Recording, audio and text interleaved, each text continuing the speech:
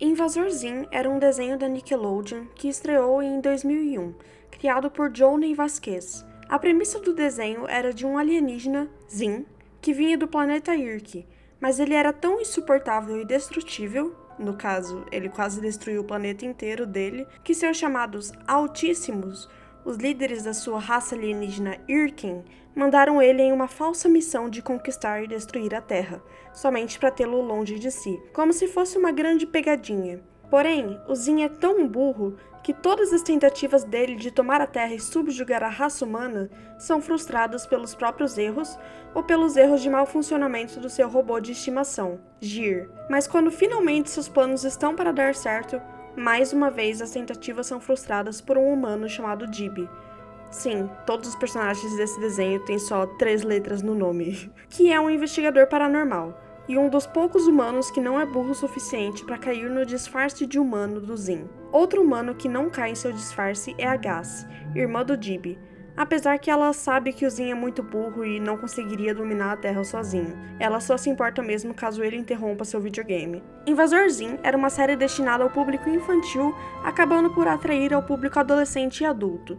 Foi aclamada pela crítica, mas após a primeira temporada, a audiência começou a cair. Antes da segunda temporada terminar, a Nickelodeon cancelou a série, deixando pelo menos 23 episódios e um filme planejado para a televisão que ficou inacabado. O desenho foi rotulado como cult entre seus seguidores desde o cancelamento da série, que na época estavam planejados 46 episódios, cerca de 17 episódios que estavam em produção foram cancelados. O show faz uso pesado de humor negro, como por exemplo, um episódio em que o Zim, para tentar parecer mais humano, rouba os órgãos internos dos seus colegas de classe e acaba ficando gordo de tantos órgãos que ele roubou.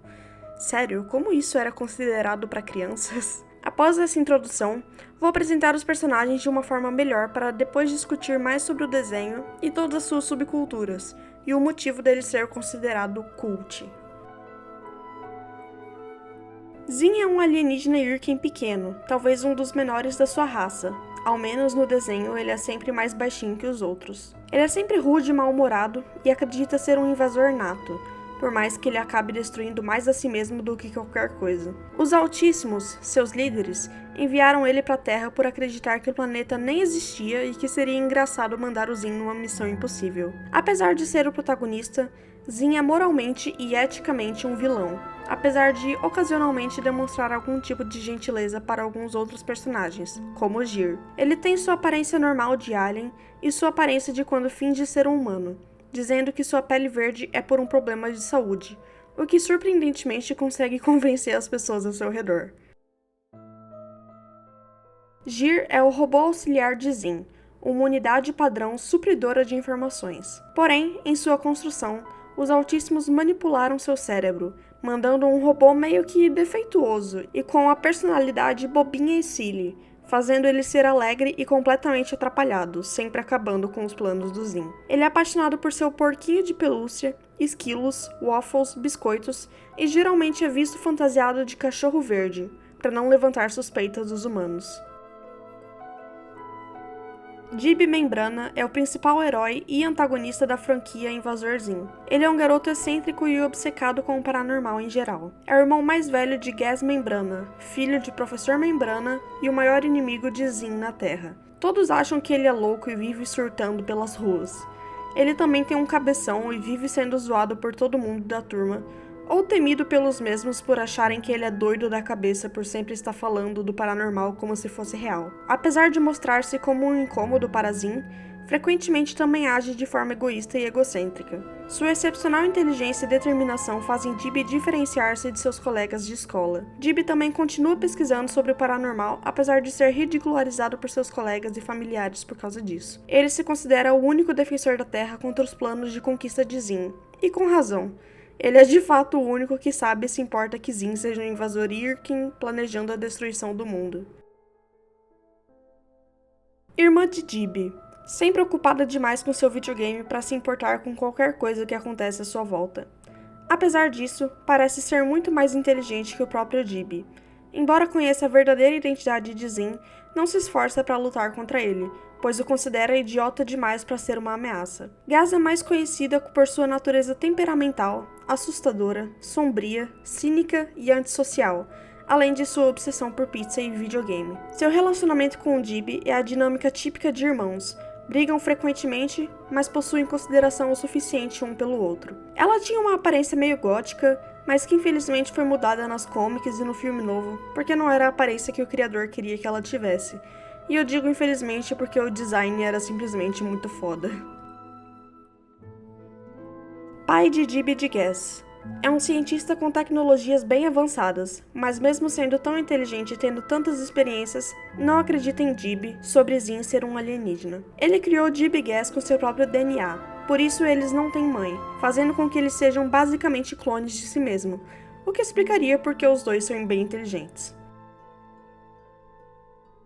A Nickelodeon recebeu diversas advertências e reclamações de que o programa fazia críticas pesadas ao planeta Terra e que tinha uma comédia sádica para crianças e diálogos maduros para uma série infantil. Também é considerado um símbolo da misantropia nos desenhos, a misantropia sendo o ódio e reversão aos humanos. Entretanto, a série se tornou um cult para os telespectadores adolescentes e adultos. Antes da segunda temporada ser concluída, a Nickelodeon cancelou a série por completo. O criador do desenho, Johnny Vasquez, nunca escondeu seu desgosto pelo cancelamento prematuro da série.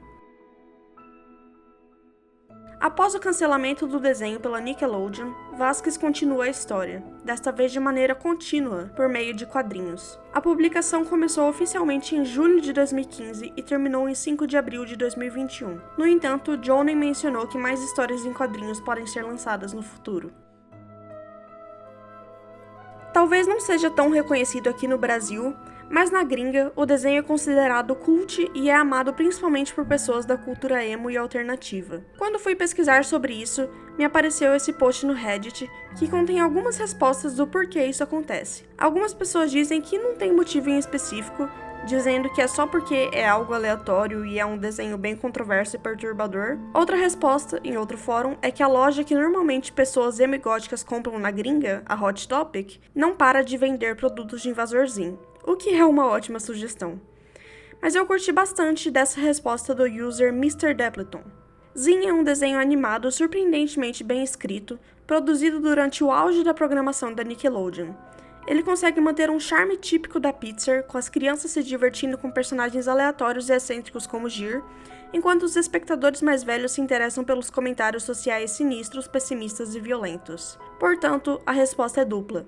As culturas emo e gótica abraçam o pessimismo, acreditando que o pessimismo leva à maturidade, enquanto o lado infantil dessas culturas não conseguem resistir à aleatoriedade que norteia a maior parte da comédia de Invasorzinho. Então, basicamente, Invasorzinho não é emo, mas é simplesmente amado por pessoas emo. Rascachismo é uma sensibilidade ou estética cultural do ponto de vista do underdog, o oprimido, que combina criatividade, resiliência e inventividade para criar arte e vida a partir de recursos limitados. Originado na cultura chicana, o termo, cunhado por Tomás Ibarra Frausto, descreve a capacidade de transformar objetos e materiais comuns, como garrafas de refrigerante ou sacos de batata, em algo novo e belo, muitas vezes como um estilo exagerado, mas profundamente pessoal e significativo. Eu achei um artigo que fala sobre isso, então vou ler algumas partes aqui para vocês. O crédito vai totalmente para Luke Hernandez, em seu artigo Doom, Invader Zim as Haskashi, Its Impact on Animation in Latina Aesthetics. Uma leitura Haskashi revela Invasorzinho como uma colagem subversiva em um produto de resistência criativa. Sua estética sombria e pouco convencional entrava em conflito com as normas da Nickelodeon, frequentemente levando à censura. Em uma entrevista ao Polygon, em 2019, Vasquez alude a essas tensões, observando que a mudança de pessoal da emissora moldou suas decisões. Devido à natureza precária de ser um animador, isso criou um interesse e espaço de negociação entre os criativos de Invasorzinho e as sensibilidades do mainstream, que ecoa o tema principal da resistência localizado dentro de uma abordagem Haskashi. Em uma entrevista separada entre Vasquez e Martin Goodman do site Animation World, Goodman pergunta a Vasquez: onde Zin se posiciona em relação a você? Vasquez afirma que: eu acho que Zin é apenas a parte de mim que se recusa a ouvir qualquer um. É a única razão pela qual eu chego a algum lugar. As pessoas sempre te dizem isso e aquilo. Você tem que ter cuidado com isso e aquilo. Essa troca fornece uma visão pessoal sobre a maneira como Vasquez imbuiu uma estética rascache ao show Invasor Zim. A negociação de Zim com identidade, expressão e atitude obstinada parece espelhar a experiência de Vasquez de trabalhar na indústria de animação americana. De uma forma interessante, Invasor Zim aborda o absurdo da normalidade e a ambivalência de se encaixar em um ambiente de outro. De fato, Invasor Zim rompeu o estilo convencional de programação animada infantil ao implantar uma estética rascache visualmente impressionante que critica o capitalismo, a normalidade e as fronteiras. Enfim, esse foi o vídeo. E aí, gostou? Se você nunca assistiu esse desenho, eu te deixei tentado ou tentada a assistir? Se você gostou do vídeo, não se esqueça de curtir, comentar e compartilhar, pois me ajuda demais de verdade. Se inscreva para mais vídeos futuramente, e é isso. Falou!